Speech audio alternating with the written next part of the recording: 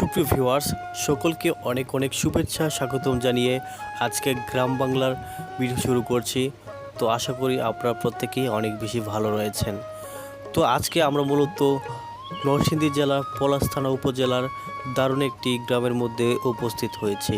তো এই গ্রামের মাঠ ঘাট এবং ছোট ছোট সবজির বাগান এবং প্রাকৃতিক মনোরম দৃশ্য দেখাবো আজকের ভিডিওটিতে। তাই ভিউয়ার্স, অনুরোধ থাকলো আপনারা যদি আমাদের এই চ্যানেলের নতুন দর্শক হয়ে থাকেন তাহলে এরকম ইন্টারেস্টিং গ্রাম বাংলার ভিডিও দেখতে চাইলে অবশ্যই চ্যানেলটি সাবস্ক্রাইব করে রাখবেন। তো বন্ধুরা, আপনারা এই সকল ইন্টারেস্টিং গ্রাম বাংলা ভিডিওটি কে কোথায় বা কোন দেশ থেকে দেখছেন সেটি অবশ্যই কমেন্টে জানাতে পারেন।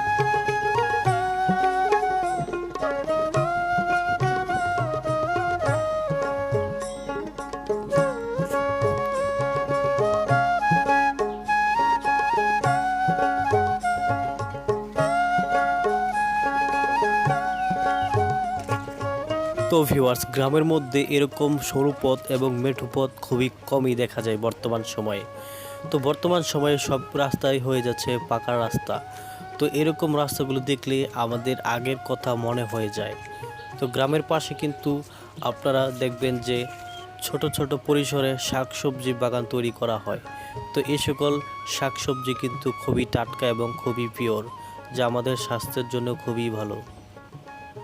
তো এখনকার সময়ে যে কাঁঠাল গাছের মধ্যে যে মুচিগুলো ধরেছে সেটি মূলত বৈশাখ মাসে পরিপক্ক হয়ে যাবে। তো বৈশাখ মাসে এই কাঁঠাল পেকে যাবে। তো আপনারা তো জানেন বাংলাদেশের জাতীয় ফল কাঁঠাল, আর এর স্বাদ খুবই দুর্দান্ত।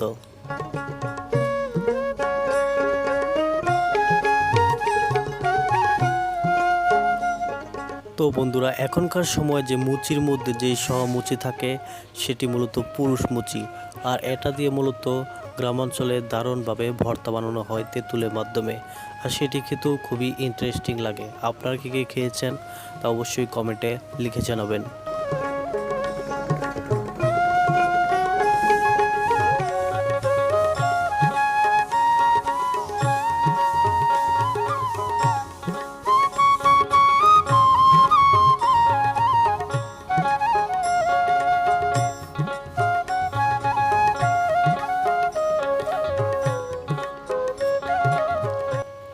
তো বন্ধুরা, বসন্তকালের প্রতিচ্ছবি হচ্ছে এই বাইট গাছের ফুলগুলি।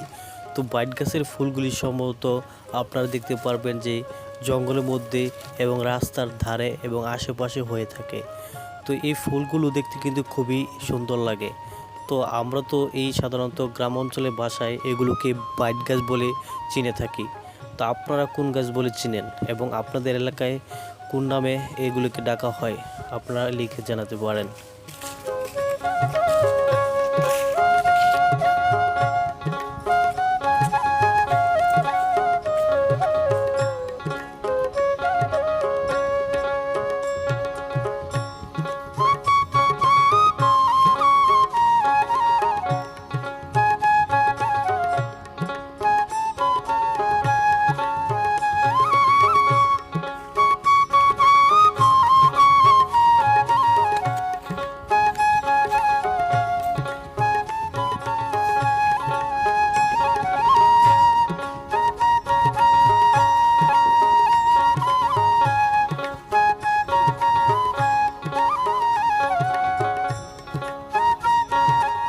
তো ভিউয়ার্স, আজকের ভিডিওতে আপনাদের কাছে কেমন লেগেছে তা অবশ্যই কমেন্টে জানাতে পারেন।